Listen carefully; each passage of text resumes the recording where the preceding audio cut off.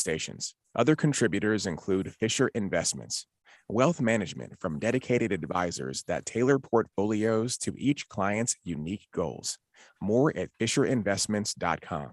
Investing in securities involves the risk of loss. Welcome to Earth Day, and welcome to KUOW's Week in Review. I'm Bill Radke. Stick with us this hour, and we'll make you smart about what happened this week. What's the important stuff to know about it? You get three local journalists. Seattle Times transportation reporter David Kroman. Hi, David. Hi, Bill. Political analyst and contributing columnist Joni Balter. Hi, Joni. Hi there.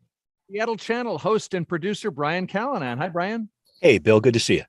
Good to see all of you. This week, our flight attendants became newscasters, delivering this breaking news update. April 18th, the Biden administration announced that the Transportation Security Administration will no longer enforce the federal mandate requiring masks in all U.S. airports and on-board aircraft.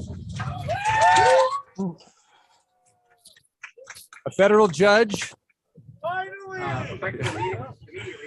Finally, yells a passenger, because a federal judge in Florida threw out the mask mandate for public transportation. It's going to be appealed, but airlines, including Seattle-based Alaska Air, quickly switched to mask optional.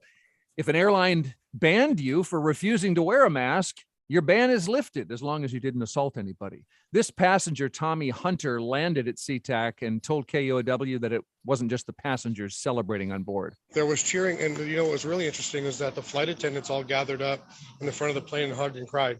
It's been a hard 2 years for them having to manage people in that whole situation. You also no longer have to wear a mask on public transit around Puget Sound.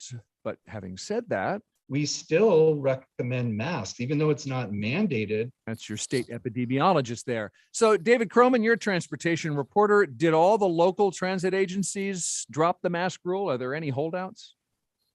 I haven't seen any holdouts, no. The first 24 hours was kind of hair pulling for me as a reporter, because the reaction initially was mostly that they were going to keep their requirements in place, even if there wasn't going to be a lot of enforcement. King County Metro in particular came out with this long blog post about, basically that we don't know what the next legal steps are going to look like. This could get overturned on appeals. And I think was a little weary at first of doing one thing and then kind of needing to go back to the other. But then enough transit agencies, in Pierce County and Snohomish County and Kitsap started saying that they were going to not have this requirement anymore. And I think it was kind of starting to look like it was going to be this really patchwork system. And if there's anything people in transportation don't like is too much patchwork. And so then they actually all came out, eight transit agencies in the area came out together and put out a joint statement saying that they would no longer be required. Who can tell us why the White House is bothering to appeal this ruling? I mean, talk about harder than ever to go backward. Yeah, it does feel like the toothpaste is out of the tube, doesn't it? It's been interesting to watch this play out around the country. I think the city of Philadelphia, we just saw this over the course of the last 24 hours. They ended up lifting the mandate they had just reinstated less than a week ago. So I think there's going to be some growing pains clearly with this. I'm not quite sure what the Justice Department is up to too, but clearly there's a lot of political pressure now dealing with this public health issue. And I guess the piece that I draw away from this is I'm not 100% sure if we are, quote unquote, out of the pandemic. And I don't think we have enough data to really tell if that's the case. Not as many people are testing right now. If they do test, they're doing home testing. Those numbers don't always get reported. So in terms of the very scary numbers that we're dealing with here in the U.S., near 1 million deaths from COVID here, I don't know if we have enough data really to know exactly where we are. So yes, we're seeing these mask mandates start to drop from different transit agencies, but I'm not quite sure what that's going to mean in terms of the numbers and where we actually see the pandemic go. Well, I think it's the principle of the thing. And I think that's the reason the Biden administration is appealing this. I might be wrong on this, but I think the CDC knows more than a federal judge in Florida about what we should do. We don't know enough about what's going to happen next with COVID. That's why everybody's so confused, so understandably confused. Like, you can look at what the case numbers, and you'll see cases going up nationally, 30,000 to 45 new cases. That's up 55%. But people are changing how they view those numbers. They're now looking, way more at hospitalizations and deaths because, it's a different type of variant right now. But we don't know what the next variant is going to look like. And I think what the principle for the Biden administration would be is simply to preserve the right to be able to make rules. And I think that's the key thing here. Are you going to have the CDC decide these things, or are you going to have judges around the country deciding? Odds that this gets overturned, any opinion? Oh, man, it certainly wouldn't be politically popular if it were, but I never like to predict court cases. Those are the toughest things here, but this is something that has the political overtones and the public health overtones, and bringing in the judiciary here. This is a situation where the court basically said that the CDC overstepped its bounds here. So that's going to be the legal issue that's on the table here. And we'll see what the courts do on this one. I think it's a little bit of a crapshoot, but again, when the toothpaste is out of the tube, it's a lot more difficult to put it back in. Yeah, my sense of this ruling was, basically the authorities laid out to the Centers for Disease Control. It sort of listed a few specific things and then kind of had this et cetera part. And the judge, from my understanding, from what I read, is kind of just focused on the specific things and found that, sanitization or whatever does not apply. That mask wearing doesn't relate to things being sanitized. The short and skinny of it was kind of creating this more narrow definition of what the CDC is allowed to do. And so then it kind of creates this legal calculation on the part of the Biden administration. I mean, maybe, the mask mandate on public transportation was set to expire on May 3rd anyway. I mean, it was not long. Right, but you thought maybe that they would extend it just for the simple reason that case numbers are rising and people are going to respond to that. Yeah. Bill came into the studio today with his mask on. Mm-hmm. Maybe, but I was gonna say that there's also some sort of legal gamesmanship here, which is they're going to want to regulate things in the future in a certain way. And so then the question is, what is the last court ruling on the books? And right now it's this federal court saying the CDC's authority is vastly limited. So, there's a chance that they want to appeal it just mostly for kind of future use. But then the risk for the Biden administration is it ends up in the Supreme Court, which is that won't work. Not going to be as friendly to them. Mm-hmm. And then you've got a nationwide precedent. So it's interesting that they're appealing it. I guess I'm a little surprised, but we'll see. I would say on my bus, mask wearing is probably 80-90% still. Light rail 50-60%. David, I thought of you as a transportation reporter. There's no chance in the world that airplanes or trains or buses or anybody goes to a masked, unmasked section, right? Smoking, non-smoking. Yeah, right. I'm standing there in my mask. No. We're walking on and they're standing, they could be anywhere, and unmasked people having a conversation walk up and stand next to me. I'm thinking, yeah, I don't blame you. I'd want to be next to me either, but go over there. No, I mean the Sound Transit doesn't even have enough fare ambassadors to check for fares, let alone to. And you know how popular they are. Those separate cars. So yeah, on the ferry system. I was on the ferry yesterday, I guess, and that I would say was probably 25% masked. Although of course ferries are they're much bigger and everyone had their own booth and was eating breakfast, but. Yeah, and this is the Bainbridge to Seattle route, so not exactly an anti-masker bastion, but I was kind of surprised that it was as low as it was, but again, it's a big space and people have lots of room, unlike a bus maybe. Well, I was following the Mike Lindblom Twitter account on this, and he was reporting, like you were, Bill, something like 80 or 90% of folks are voluntarily, taking the option of just wearing them anyway, and that I don't think that's a surprise. That people are still masking in these cramped spaces, because Seattle is a science-oriented kind of place. You can see the tech geeks, looking up all the numbers and trying to figure out what are the odds and the percentages. It will depend on your individual circumstances or those of other people in your life. For example, if you have immune-compromised people in your life, you might behave differently than someone who doesn't. I'm going to wear masks on buses, trains, planes for a long time, just because I've been trying pretty hard not to get COVID. And then you'll listen to King County Health and they'll say, we recommend masks. I mean, it's bloody confusing out there. Yeah. But I think people will decide what to do based on their circumstance, of course. Yeah, and I think it was a situation where it was a difficult, I mean, we were not in the habit of wearing masks in different situations, at least here in the US a couple of years ago when the pandemic hit.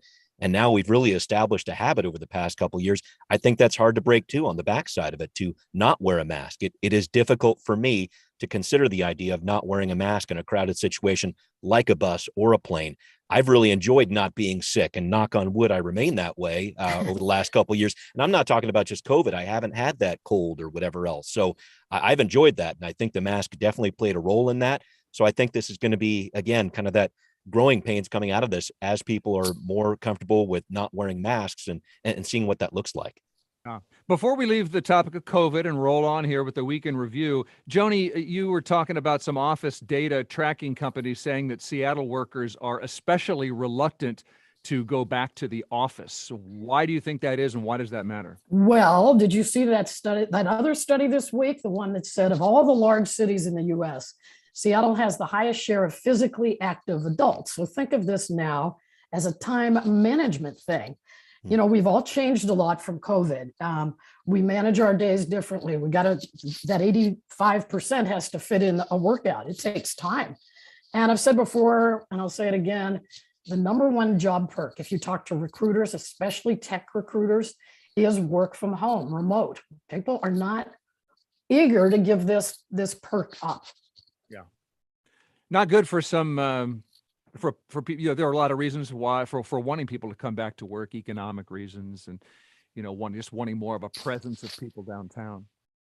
Yeah, it's interesting to see those stats there. And I think a little bit, a few other things play into that too. And the Downtown Seattle Association will tell you there still are some public safety concerns around the downtown area that maybe a few people are leery about that. I know that David can tell us about the transit ridership. That's certainly down. And that was a main driver for getting people to downtown, at least before the pandemic. So there's a number of different factors there, all impacted by COVID, of course. But yeah, downtown Seattle is going to take a while to really grow back. You can't just flip the switch off an economy and then expect to turn it back on that quickly, I think is the part of this too.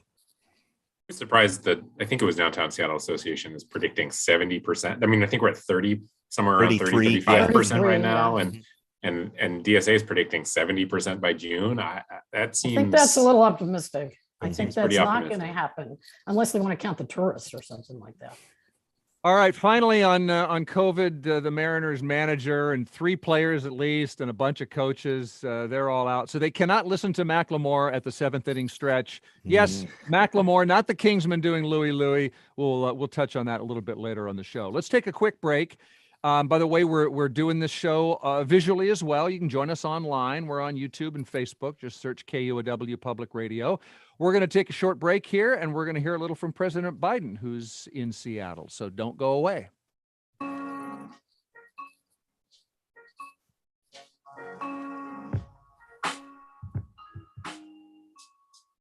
Support for KUOW comes from STG, presenting American actress, author, and activist Marlee Matlin. Friday, September 16th at the Moore Theater. Tickets available at stgpresents.org. And from Cambium Landscape, since 1998, working with clients' tastes and home architecture to create landscapes that complement their lifestyles. Cambium both designs and builds outdoor living spaces. Photos and more info on Instagram at Cambium Landscape.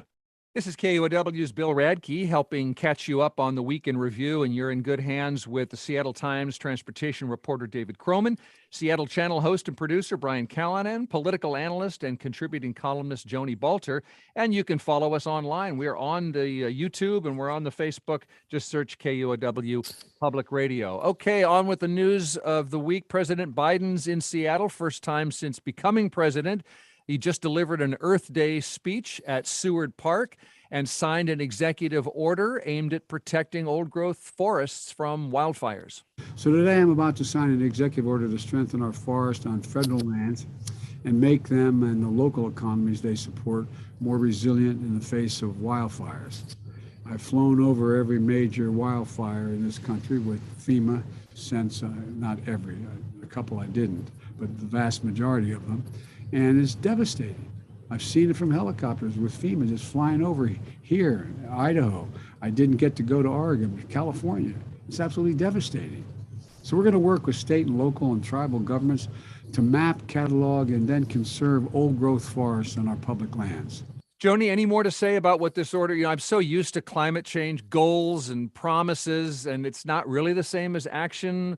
What tree is going to get saved? What has Biden actually done?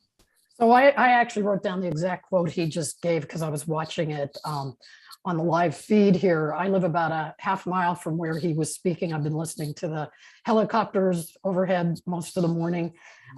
He wants to, he can't just tell you today, I am going to take this many trees and not have them logged. As he said, map, categorize, and preserve. He's going to inventory the forest and seek to plant 1.2 billion new trees.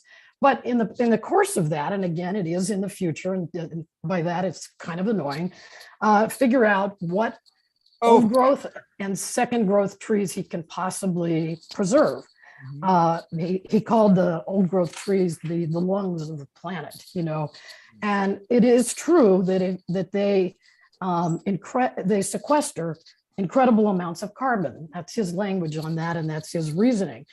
What I took from this, I've been following some of the state old growth cuts and some of the complaints that the Department of Natural Resources here in our state is allowing too many of these trees to be cut at this time for this exact reason, because they do help you with climate change. It's a good idea to do this. And it's a shame that it's, sort of far on the horizon, but if Biden can, he's gonna make this stuff happen. It's not just daydreaming. Okay. David Kroman, Biden's also here talking up the infrastructure package that he got through Congress. How does that package address climate change? Yeah, I mean, it's a good question, because if you ask a lot of transit advocates, they say, in fact, it invests fairly heavily in roads and highways, which it does. I think there's some clean energy money in there. I mean, it is interesting that he's coming here to Seattle and the Northwest in general to promote this. It's not often a president comes to the Northwest.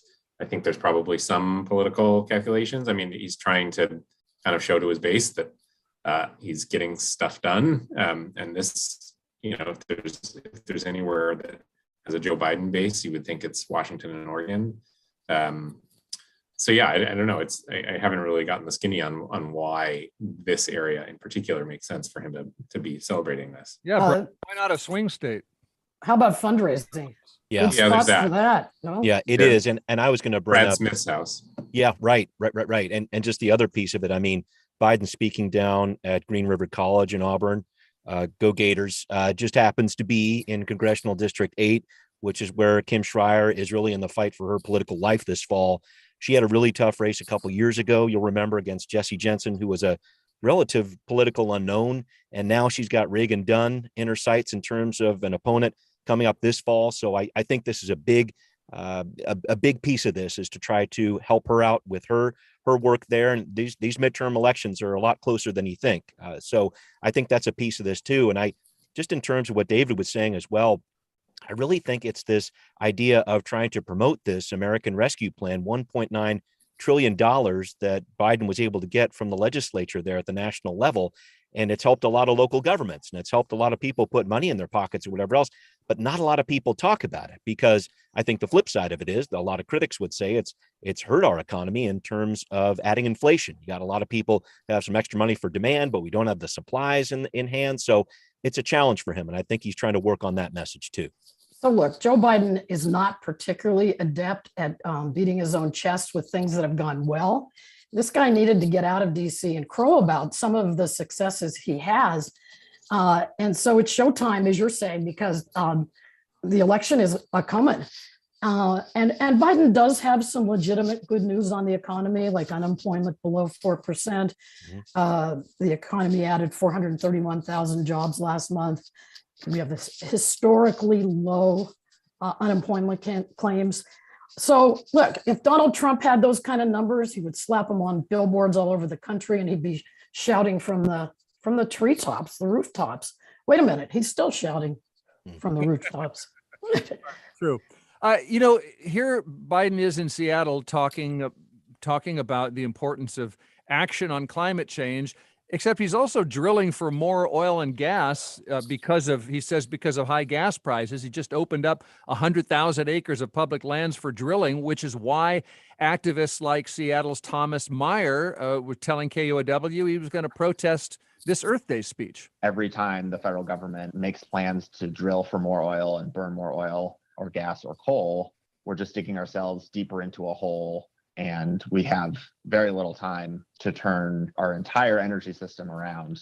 So all these cross currents, do you feel like Biden is coming away? What's he coming away with? Is he raising money that he wouldn't have raised otherwise? Is he just inflaming people in the Pacific Northwest who don't like his climate policies? What does this add up to this week?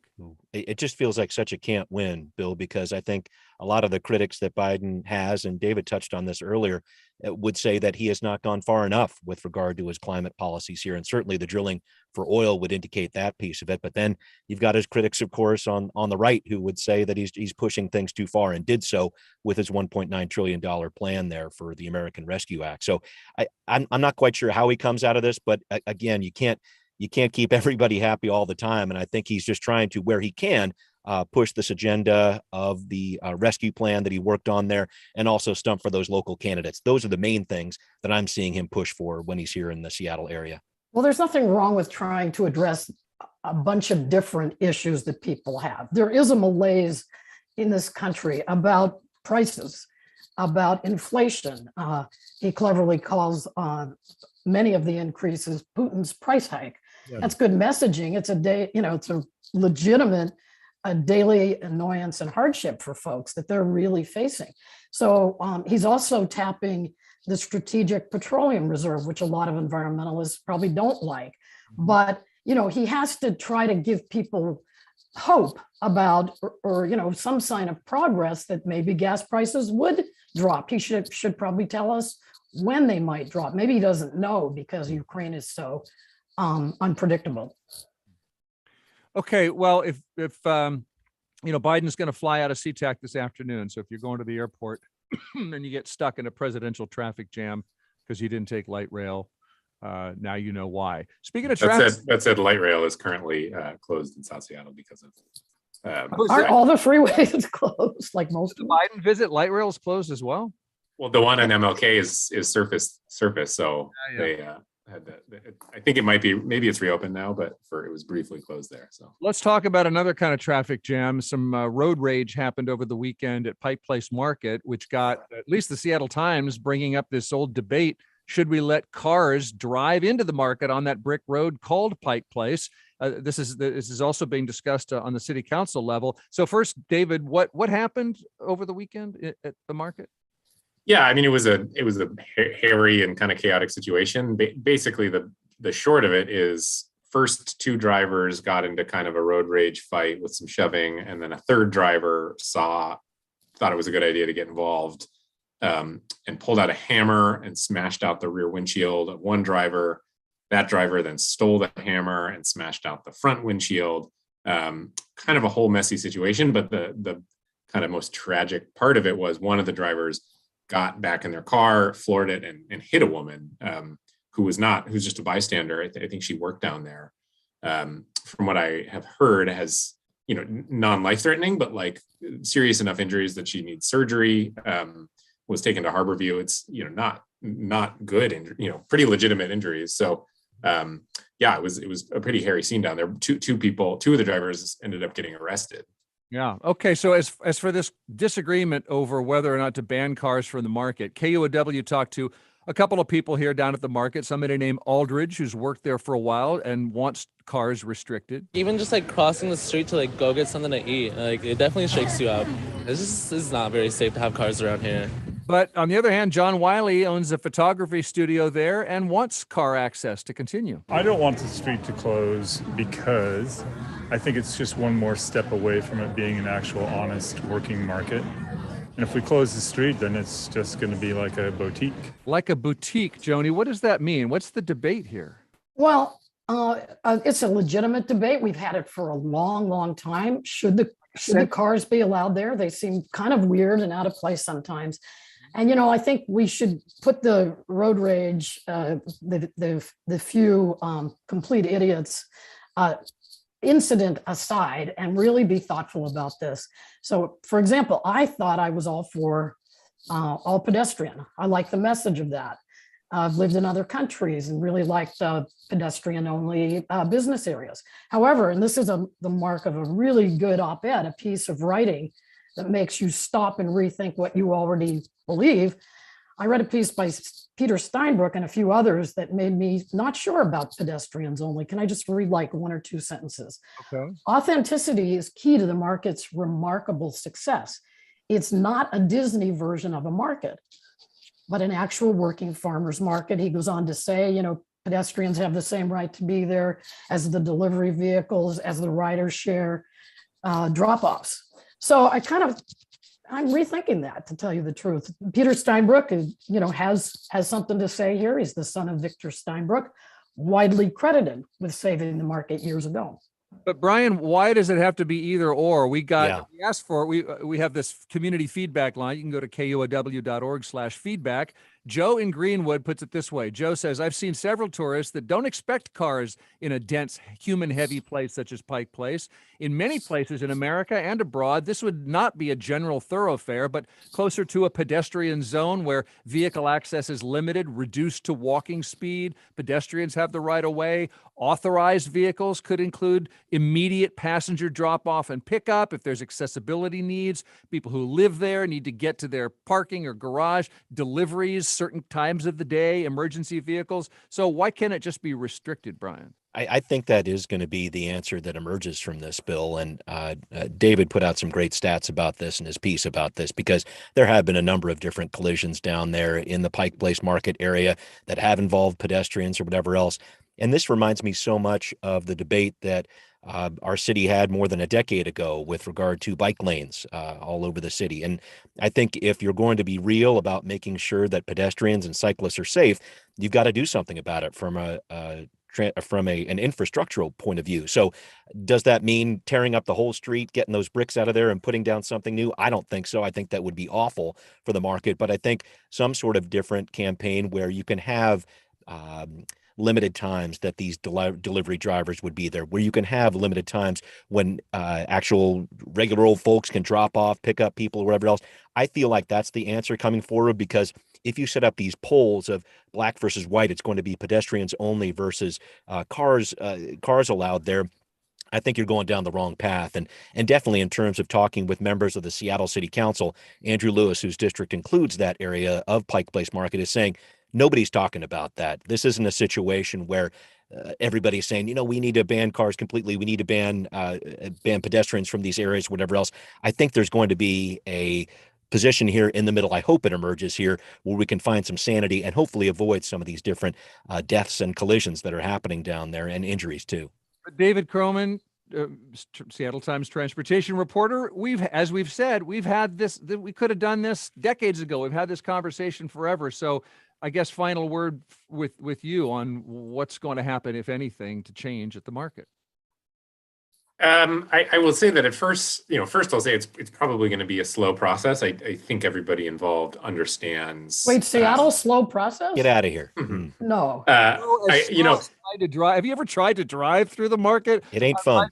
Well, wait a minute. That is one of the things that the Steinbrück piece mentioned, that the sheer number of people on the street is what keeps the cars slow moving. And so you shouldn't be shocked if you're a tourist. You should check it, and find out. You should also, according to this piece, embrace the fact that they are slow moving, that the people on the street actually keep it that way. David, go on. I was just saying that, I wrote a piece about this a few months ago, but, well before this road rage incident. I was talking to Mary Baccarella, the executive director of the Public Development Authority down there. And, I thought she had an interesting point. She was not really taking a stand on this, but kind of had an interesting point, which is, I think everybody involved is acutely aware that the market predates them by many, many years, by 100 years, and will continue and will outlast them. And so I think just there's this sense of like caution of, no individual wants to do anything that they worry is going to change the essential dynamic of the market. And so, and I think that's true for everybody having this discussion. And so the reason I say it's probably going to be slow is because I don't think anyone's going to want to take any steps without having had fairly extensive conversations with interests down there. My sense is so far those conversations haven't really happened in any kind of major way. But yeah, I imagine. So I imagine it'll be slow. But I agree that with Brian that the momentum feels a bit like it's moving towards this. Certainly not banning all cars, but some kind of new system. Which is basically geared towards preventing like a tourist who wants to just go see the original Starbucks from driving down that street when maybe they didn't even mean to in the first place. No. Have you ever been in that situation? You just may accidentally make that. No. Yeah. Because Google Maps tells you to drive down that street. If you put in the directions, it'll send you down Pike Place.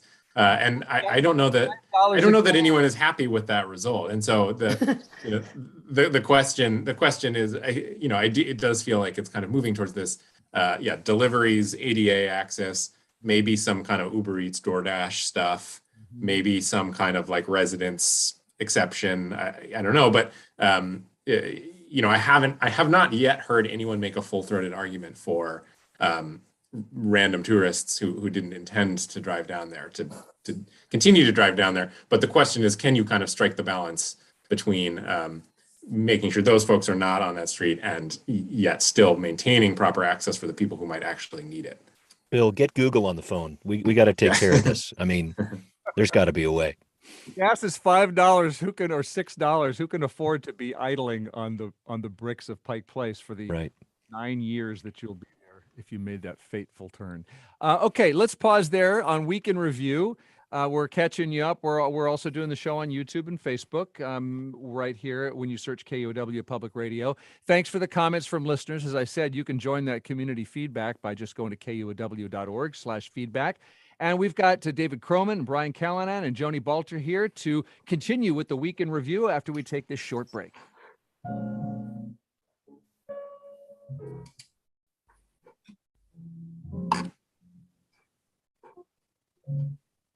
Support for KUOW comes from the community of mindful families, continuing to support families with online self-compassion-based parenting classes and Friday morning meditations. Registration is open for spring classes. Info at communityofmindfulparenting.com. And from greencars.com, a website to help users find an electric car that best fits their life. Learn more at greencars.com. Help drive the future. It's KUOW's Week in Review with Seattle Channel's Brian Callanan and Seattle Times David Kroman and columnist Joni Balter. I'm Bill Radke. Continuing now, we, if your road rage is a misdemeanor, then maybe the city of Seattle doesn't have the bandwidth to prosecute you because, one reason Seattle elected a Republican city attorney last fall is she promised to do more prosecuting. Too many people were going unpunished. So why is Ann Davison now saying her office will decline to prosecute nearly 2,000 misdemeanor cases referred by Seattle police? What's going on there? This is an interesting one to unpack. And when you think about Ann Davison, really ran on a tough on crime platform when she ran last fall. And I think this is requiring her now to realize some nuance in her message there, because what she's faced with is as she would put it, a backlog of cases, nearly 5,000 of them. And what she's decided in terms of looking at some of these, some of them are upwards of a year old, even 2 years old in some cases. So she's got to figure out some way to clear these things out. The unfortunate part of it is the cases we're talking about involve property destruction, theft, criminal trespass, some of the things she said she really wanted to crack down on. But the fact of the matter is she's dealing with a very cumbersome court system. And if she doesn't get rid of some of these cases, then she's not going to be able to do what she wants to, which is crack down on crime in a similar way. So I'm interested to see how she's going to nuance this. And I'm especially interested in this because coming up next week, she's going to be talking with the city council about this and specifically asking for more funding for her criminal division. And I'm not quite sure the Seattle City Council's on board with that. So it's going to be interesting to see how that one breaks down. But she has a big job ahead of her in terms of nuancing a message she was really hard and fast on back last fall. David, is this nuancing? Is this realism, flexibility, hypocrisy? I mean, there's always a bit of a gap between campaigning and actually governing. And, I mean, the Seattle Municipal Court, like all courts have been really backlogged because of COVID. They have not done in-person jury trials. They basically called off a lot of trials. Seattle Municipal Court, interestingly, is uniquely ill-positioned coming out of COVID because there's this kind of rule on the books that they can't add extra judges. They can't expand their court system. So King County Court, they can bring in pro tem judges and kind of bring on extras to work through some of these backlogs. They can't do that in Seattle Municipal Court. And so that system has been particularly backlogged. And we knew this on the campaign trail. It was always going to be the case that and Pete Holmes was pretty clear about this, that there's this big backlog. He would always push back on accusations that he was too soft on crime by saying, well, I mean, we have to prioritize. It turns out he wasn't lying. I mean, these cases exist. The backlog is there. I think Ann Davison would say this is kind of a one-time thing to get caught up, and she's going to ask for more money and hopefully add more criminal prosecutors and therefore kind of move through this stuff. And as Brian said, a lot of these cases are really old. So once cases get old, they get harder and harder to prosecute. I mean, I think it's a really interesting thing that happened. I will be most curious kind of going into the future, whether this is reflective of if this turns out to be a reality check that she always has to make these prioritizations, or if this ends up being kind of a one-time thing to get caught up. I think you're right that it's going to be a one-time thing. And I also think this is part of the recalibration of Ann Davison, a one-time Republican in a progressive city. It seems to me to be pragmatic, common sense practice. She inherited this big backlog. The cases are really old. They're going to be really hard to prosecute. And in general, I like her idea of going after more recent crimes, so the punishment is close enough in time to the offense. And I like her idea of going after, I'll call them frequent flyers, people who have 12 or more misdemeanor referrals. That's a practical way to make the streets safer, which the mayor has said he's going to do too. Okay, so let's end here on what voters might be wondering, because if Ann Davison was elected because voters believed that less prosecution means more crime, well, journalists, does this decision not to prosecute 2,000 people, is that going to mean more crime? Boy, I don't know. I mean, we're talking about so many past cases here, Bill. I think the outward appearance of it doesn't look all that good from that original message. But again, as David was saying, it's a different thing to run on a campaign and then actually do the job. So I think we'll see how this plays out. I think we're going to see a lot more on this debate as she talks to the city council next week. And I'm really anxious to hear about that, because if you look at the city attorney's office, the way it has been built over the past several years is basically the criminal division is half of what the civil division is in terms of dollars that are spent there, in terms of where resources go. And the city has a lot of different lawsuits that are facing it. Civil affairs we're talking about here, like people suing them, merchants in the CHOP there, for example, saying, hey, we need some restitution here or whatever else. So in terms of this argument going forward, yes, are these criminal cases important? Of course, we're going to hear more about that from the city attorney's office for sure. But I really want to make sure that that the city attorney's office, and I know the council is going to be talking about this, is keep an eye on the civil side of things too. Okay, well, City of Seattle is having all this law enforcement talk while not having a permanent police chief.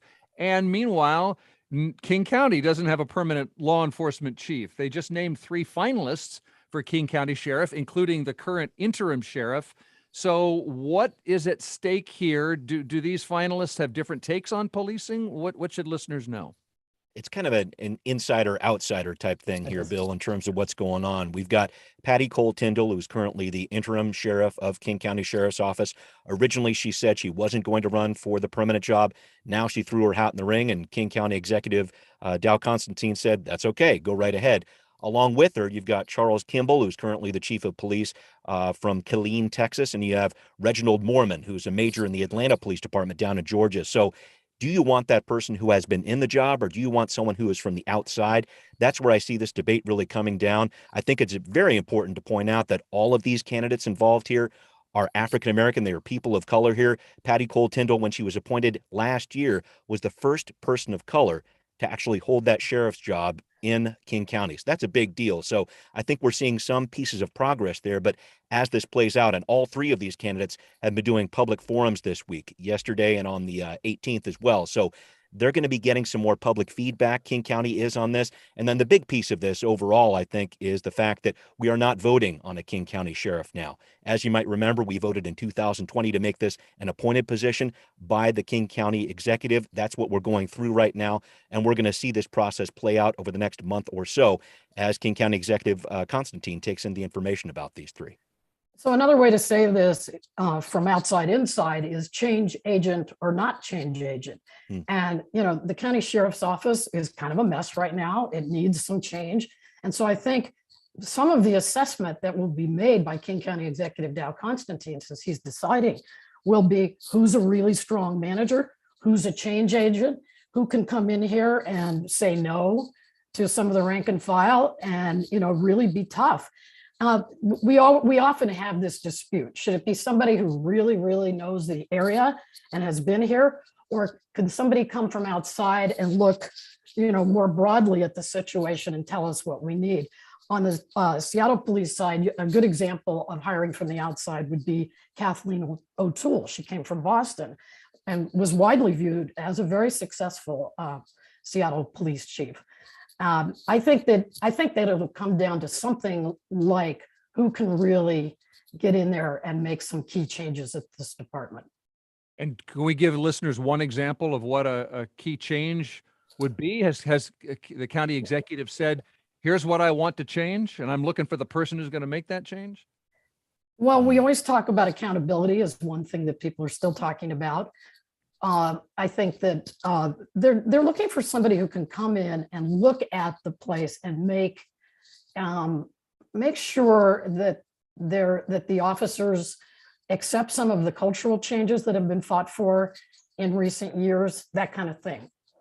Well, and I think, too, you're looking at in Patty Cole Tyndall, she's got some challenges in this department, especially, Bill, because she was basically the right-hand person for Mitzi Johanknecht, our sheriff before her. And Mitzi Johanknecht did not leave on good terms. You had people from the law enforcement side of things and the community side of things who don't often agree were saying she needs to step down. She needs to resign. So I think getting out from under that shadow for Patty Cole Tyndall is going to be a big piece of this. And again, I think it goes back to this accountability issue that Joni's talking about. Who is going to help keep this office the most accountable? Because that is the biggest piece that all law enforcement agencies across the country are dealing with right now. David Kroman, anything to add? I guess I just add that in recent years, King County Sheriff's Office has gotten some criticism for its follow-up investigations on police shootings. The most high-profile one was a young man, Tommy Lay, who officers shot and killed, and their first report came out and said he had a knife. In fact, he was holding a ballpoint pen. And then some of the kind of accountability work that followed that up. And, I get the sense that I think there were some other cases too, and I don't want to get too far into specifics on a shoddy memory, but, I think that there has been some questions around, what their investigatory process and accountability process internally has looked like. And I think that case, as well as the others, was kind of one of the big drivers for how this referendum or constitutional amendment, I guess it was, made it to the ballot in the first place, and why voters approved switching from the elected system to the appointed system. That's David Kroman from the Seattle Times. We've got columnist Joni Balter, political analyst Joni Balter, and Seattle Channel's Brian Callanan. On Week in Review, we're driving toward the end of the show here, and I wanted to ask what you all think about this, because for more than 30 years, the Seattle Mariners have been playing two songs at the seventh inning stretch. First, they play Take Me Out to the Ball Game, as every team does. And then in Seattle, just as the crowd finishes with 3 strikes, you're out at the old ball game, it's right. That's just the Mariners game. That's what it sounds like. And people are boogieing and the whole thing. So this is Louie Louie by the Kingsmen, their version of Louie Louie. Actually, the Kingsmen are actually a Portland band, but it's northwesty anyway. Okay, so that's what we're used to. Now, starting this season, and I hadn't been to a Mariners game yet, so I didn't know this until I read it in David's little newspaper. The order is 7th inning stretch. Take me out to the ball game. 3 strikes, you're out at the old ball game, and you hear this.